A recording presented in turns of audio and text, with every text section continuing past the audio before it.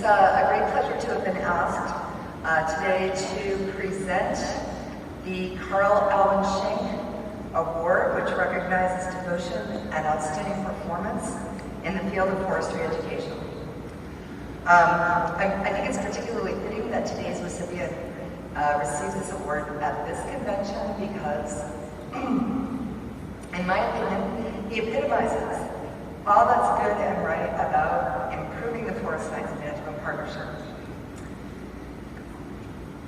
Bob Seymour is the Curtis Hutchins Professor of Forest Resources at the University of Maine School of Forest Resources, where he has taught silviculture to undergraduate and graduate students for more than 20 years. Bob is known for his deep knowledge of and infectious passion for the discipline, study, and practice of forestry. He is also known for having high expectations of students, both at the undergraduate and graduate levels. Bob believes that college courses should be rigorous and that forestry students should be well-versed in current techniques and possess the capacity to adjust to change. Thus, he requires his students not only to learn facts and figures, but to think critically and to develop the ability to synthesize information. To help his students accomplish this, he takes advantage of the university's location by getting out of the classroom as much as possible and into the woods, where he brings together both classroom information, the complexity of the naturally regenerated forests of northern New England, and the capabilities of modern computer programs to create a powerful learning experience. Bob has previously been honored with the University of Maine's Outstanding Public Service Award, the Weber Outstanding Forestry Teaching Award, and the Weber Outstanding Forestry Research Award. He is also an SAF Fellow. Please join me in congratulating Bob Seymour.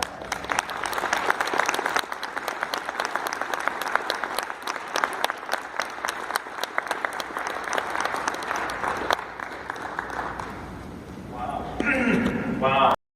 Stay away from me. I guess, excuse me.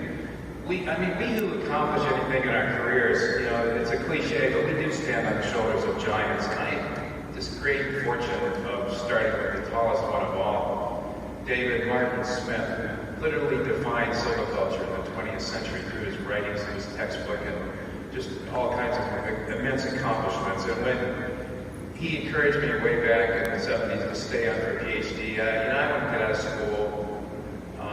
And then I rethought that it's like, okay, and if I had not reversed that decision, it would have been by far the most colossal mistake of my life. So that had a good start. I was looking at the past Schenck winners, and I noted that there's quite a number of them, professors of silviculture like myself. And I think there are many reasons for this. We get the great advantage of being out in the woods with the students. That probably gives us an advantage over economists and other more quantitative disciplines. But I think there's another thing that I've really benefited from, and I think is the envy of our whole academic disciplines, and that's this. Annually, this dates back to the 1960s, we have prior to the National Convention, we gathered for a tour hosted by the local silviculturists. And it's been said that all we do is stand around and take pictures and lecture to each other while the host desperately tries to get our attention. But in reality, this has been just an amazing networking experience for me over my career. When I first started, you know, these men like John Helms, David Smith from VPI, just John Hodges at Mississippi State were just, you know, idols to me. But they were very unselfish. They helped me get off to a good start. And then there's a whole bunch of people that are in my cohort. I'll name a few, because I think many of them are here. I'd say first my best bud, Jim Golden, he'll clear back to grad school. Kevin O'Hara, last year's winner of this award. Chad Oliver, Mark Ashton, Jim Long, Craig Lorimer, Wisconsin, Tom Dean, Eric Jokola, Scott Roberts, Steve Jack, Klaus Klugman. I mean, and the list goes on, really. I could keep going. And I like to think that over our careers, we've taken the discipline of silviculture from what it was in the 80s, which is largely a production-focused discipline, to something that's much more diverse and, you know, clearly better for that. And I'm I'm really collectively proud of our record. So thanks, guys, for being such great colleagues and friends over the years. I would not be up here without being able to have shared all this with you. I've also, I guess, thanked on our faculty, many great friends and colleagues, but I have to mention Alan White, who I co-taught the forest ecology and silviculture for almost 25 years, ending last year, and we were, you know, at the point where we were finishing each other's sentences. This was such a great collegial and friendship, and Al really should be sharing this award with me. He was really the great teacher on the faculty, and I learned very much from him. I guess if there's a single thing that's guided me over my career, it's this deep belief, and it's really an ethic for me, that practicing good silviculture is not optional.